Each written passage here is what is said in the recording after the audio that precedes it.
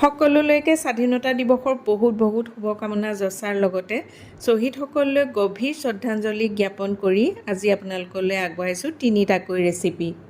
প্ৰথমটো ৰেচিপি হৈছে white chicken. কেৰাহীত তেল গৰম কৰি আদা নহৰু পেষ্ট আৰু পিঁয়াজ ভালদৰে ভাজি লোৱাৰ পাছত চিকেনখিনি দি দিলোঁ। ভালদৰে ভাজি লোৱাৰ পাছত আলমণ্ড আৰু কাজুৰ পেষ্ট অকণমান সৰহকৈ দিছোঁ। নিমখ, জিৰা গুড়ি, ধনিয়া গুড়ি, মিট মছলা, জালুকৰ গুড়ি, মুঠতে গোটেইখিনি মছলা দিছোঁ। কাশ্মীৰী মিৰ্চ পাউডাৰটো ইয়াত নাই দিয়া। ভালদৰে চিকেনখিনি ভাজি আছোঁ। আজি আকৌ নিয়লেও অকণমান চিকেন বইল কৰি দিছোঁ। বহুত দিনৰ মূৰত দিছোঁ তাক। তাৰপাছত এয়া দি দিলোঁ আধা লিটাৰমান গাখীৰ। ভালদৰে মিক্স কৰিলোঁ। অলপমান পানীও দি দিলোঁ। এতিয়া ঢাকি দিলোঁ চিকেনখিনি সিজিবৰ কাৰণে।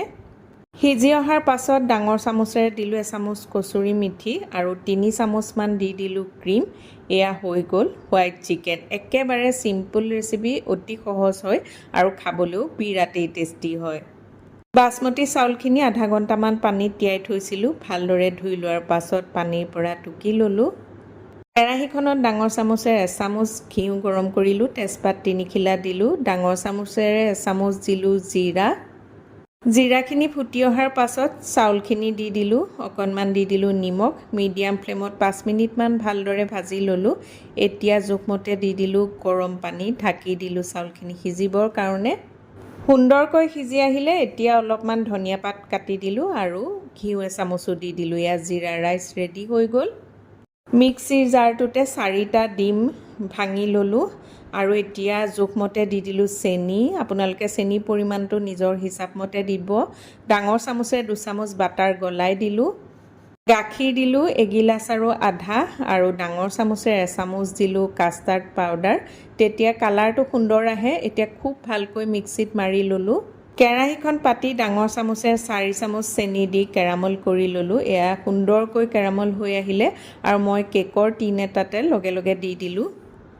এতিয়া তাৰ ওপৰতে চালনী এখন পাতি মিক্সিত মাৰি লোৱা বস্তুখিনি খুব ভালকৈ চালি ল'লোঁ। চিলভাৰ ফইল এখনে ভালকৈ মেৰিয়াই ল'লোঁ।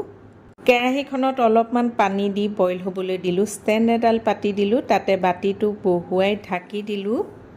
মিডিয়াম ফ্লেমত 25 মিনিটমান ৰাখিলোঁ। চুৰি এখনে খুচি চালোঁ, হৈ গ'ল আৰু ঠাণ্ডা হোৱাৰ পাছত ফ্ৰিজত ভৰাই ৰাখিলোঁ। পুডিংটো ভালকৈ ছেট হোৱাৰ পাছত এখন প্লেটেৰে এয়া লাহে লাহে বাকিছোঁ। এই সময়কণ যে বিৰাটেই ভয় লাগে, যেন ক'ৰবাত পৰীক্ষাহে দিছোঁ। আৰু দেখিছেনে ইমান সুন্দৰকৈ কেৰামল হৈ গৈছে। এয়া কেৰামল পুডিঙো তৈয়াৰ হৈ গ'ল।